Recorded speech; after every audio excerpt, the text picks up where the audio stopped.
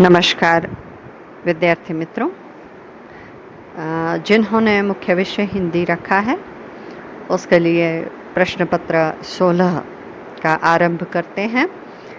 प्रश्न पत्र 16 जिसका शीर्षक है आधुनिक हिंदी निबंध साहित्य, और इसमें जो पुस्तक पढ़ाई जाती है वह है निबंध मंजूषा।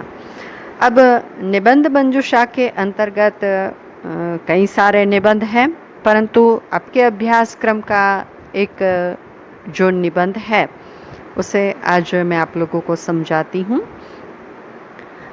निबंध का शीर्षक है नालंदा का विश्वविद्यालय, और इस निबंध के लेखक हैं आचार्य महावीर प्रसाद द्विवेदी जी।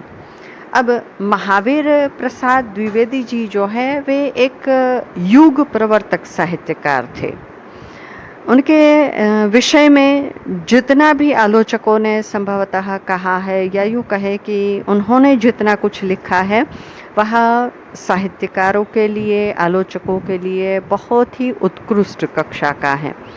उनके द्वारा लिखा गया निबंध नालंदा का विश्वविद्यालय अद्भुत निबंध है। यह उनके द्वारा लिखे गए इस निबंध में अत्यंत ही मार्मिकता के दर्शन हमें होते हैं।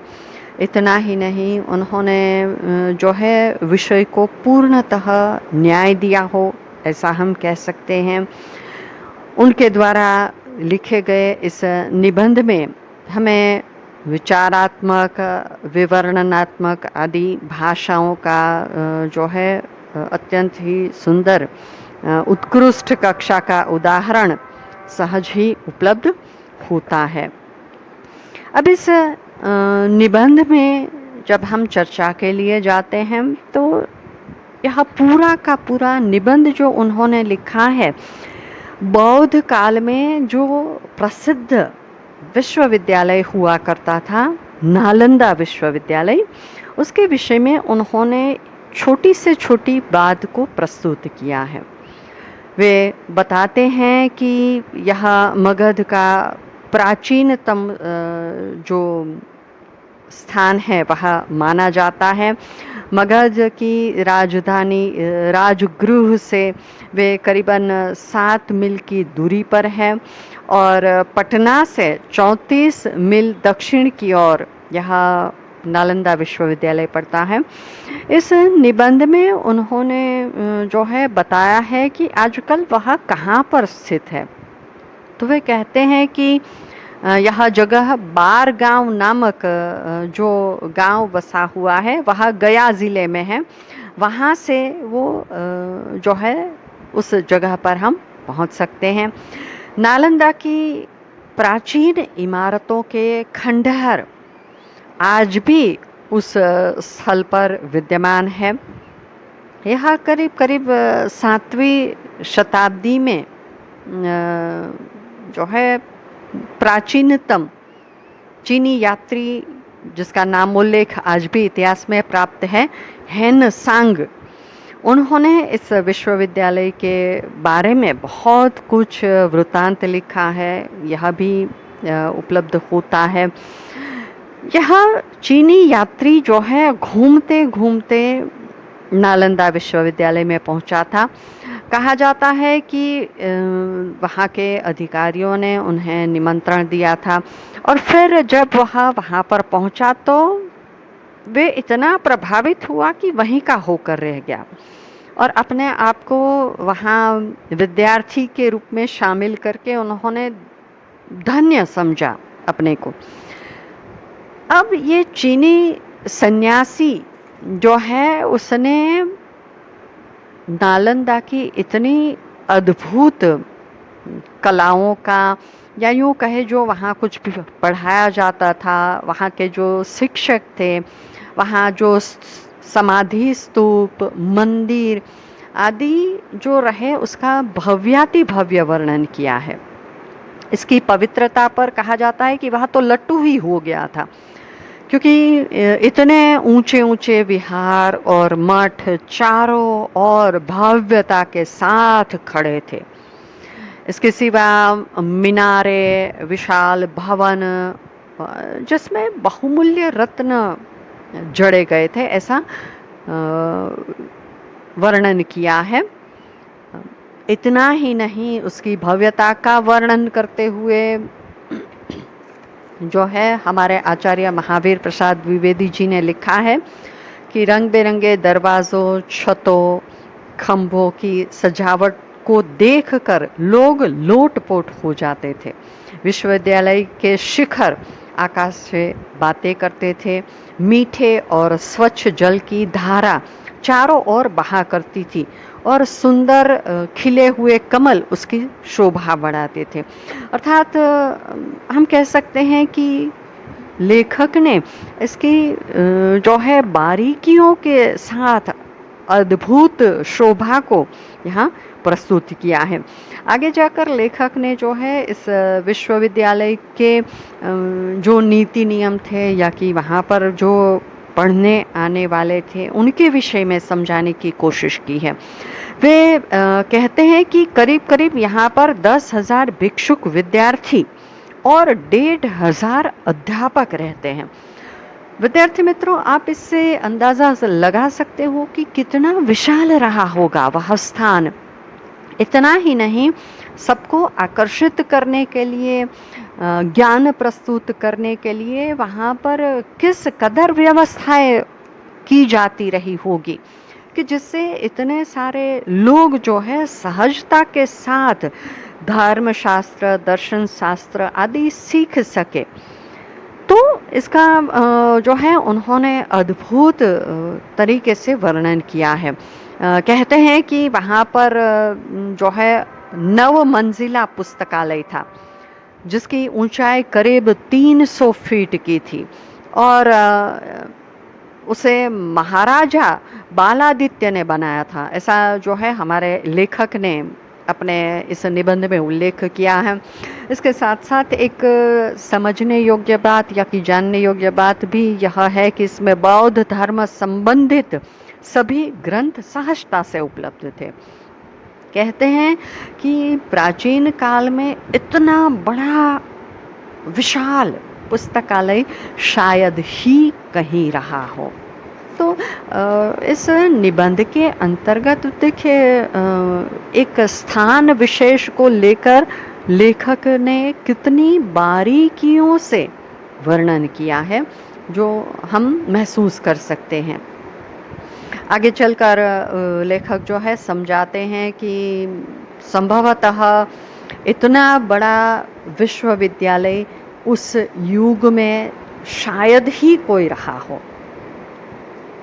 इसके अलावा इस विश्वविद्यालय की अगर सबसे चित्त आकर्षक बात रही वह यह थी विद्यार्थी मित्रों कि वहाँ पर विद्यार्थियों से फीस नहीं ली जाती थी।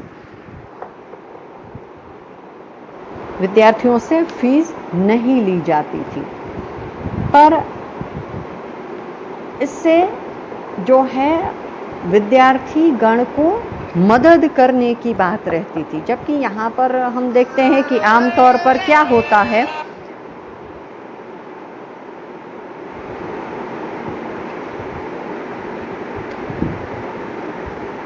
आमतौर पर क्या होता है कि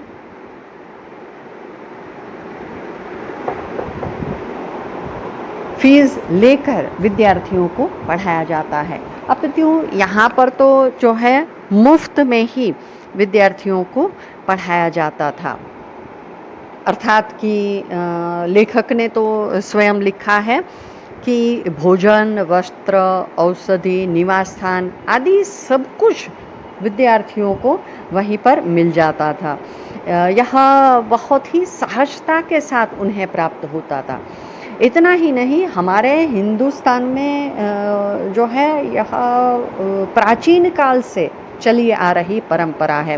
किस प्रकार से लेखक ने जो है अपने एक पैराग्राफ में वर्णन लिखा है कि गृहस्थ लोग गांव, खेत, बाग अथवा नकद रुपये इन विद्यालयों में दान करते थे। इसी से उनका संपूर्ण खर्च चलता था। इस प्रकार विद्यार्थियों का बहुत कम समय और शक्ति पेट पूजा के लिए धन पैदा करने में नष्ट होने से बचती और वे इस समय और शक्ति को विद्या अध्ययन में लगाते थे। इसका फल यह होता था कि गंभीर विचार वाले मननशील विद्वान इन विद्यालयों से निकलते थे।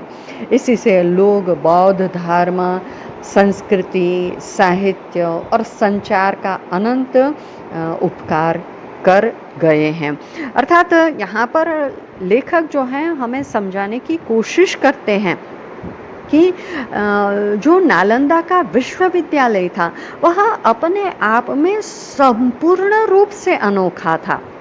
चाहे वह जो है स्थान विशेष की दृष्टि से, चाहे उसके जो है बनाने से संबंधित हो, चाहे उसके लाइब्रेरी यानी ग्रंथालय को अगर हम देखें तो वह कुछ अलग ही प्रकार का था, या यूं कहें कि उसकी पढ़ाने लिखाने की जो क्षमता है विद्यार्थियों के लिए, तो वो अपने आप में अलग ही विचार को लेकर चलने वाला अद्भुत विश्वविद्यालय था।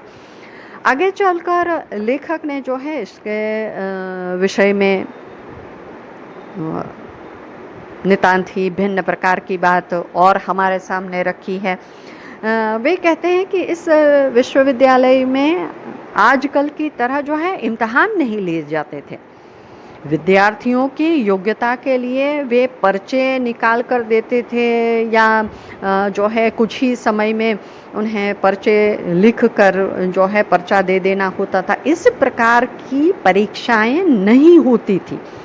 इसकी अपेक्षा वहाँ के विद्यार्थी जो है वे शास्त्रार्थ करते थे और शास्त्रार्थ के माध्यम से उनकी योग्यता जांची जाती थी, उन्हें योग्य समझा जाता था, या यूँ कह सकते हैं कि डिग्री उन्हें उसके पश्चात ही मिल सकती थी। विद्यालय में उन्हें अगर दाखिल होना है तो दाखिल होने के लिए भी कड़े नियम वहाँ बनाए गए थे।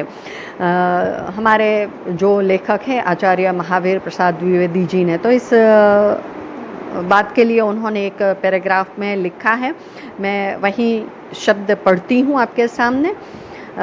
जो लोग दाखिल होने के लिए आते थे उनसे द्वार पंडित कुछ कठिन प्रश्न करता था। यदि वे उनका उत्तर दे सकते थे तो भीतर जा पाते थे, नहीं तो लौट जाते थे।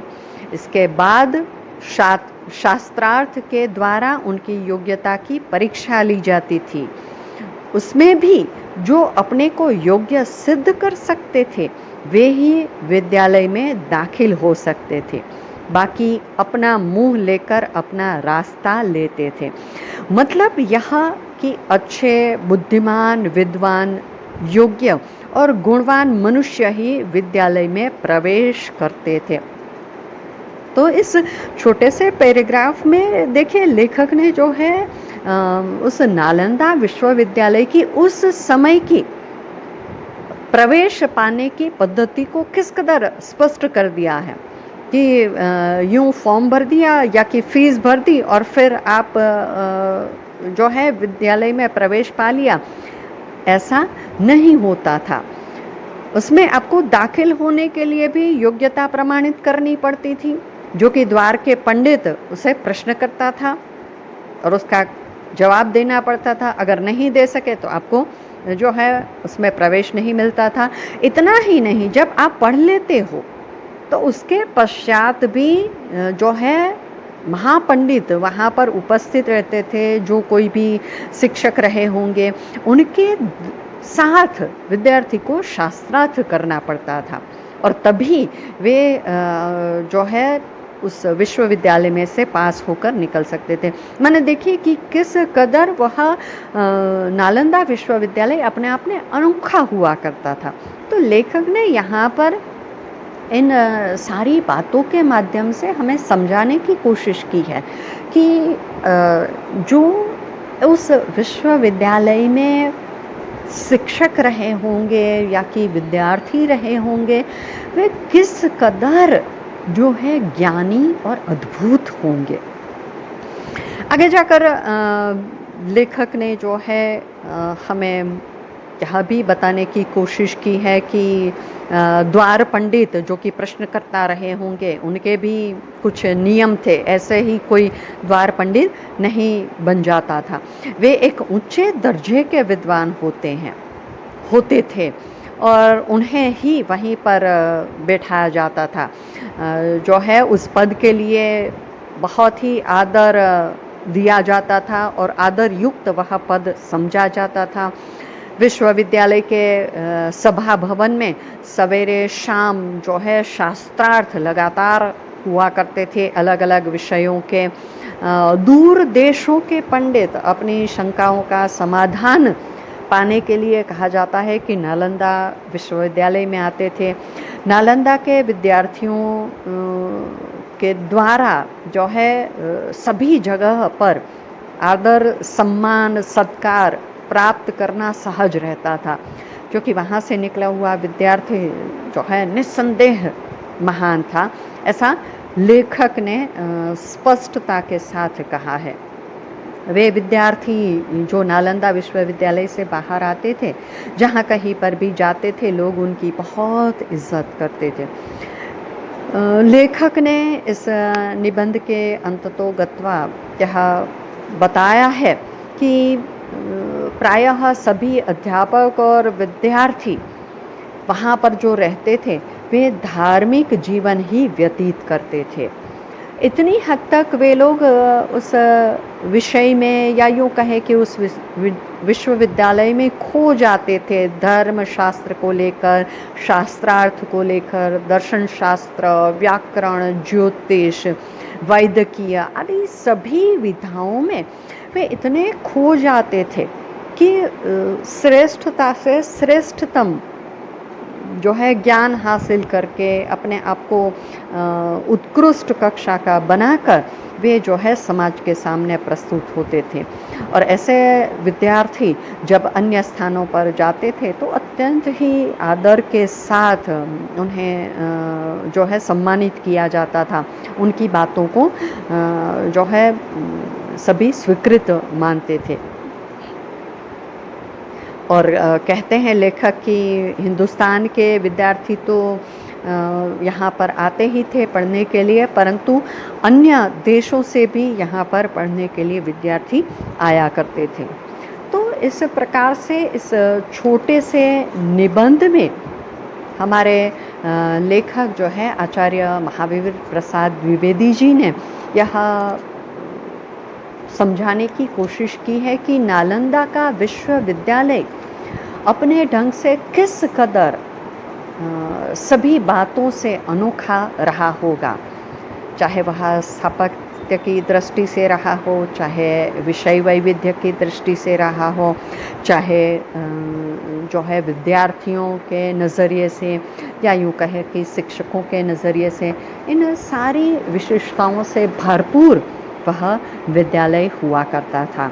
तो आज हमने जो है प्रश्न पत्र 16 के अंतर्गत यह निबंध पढ़ा, जिसे आप लोगों को व्यवस्थित रूप में समझ लेना है।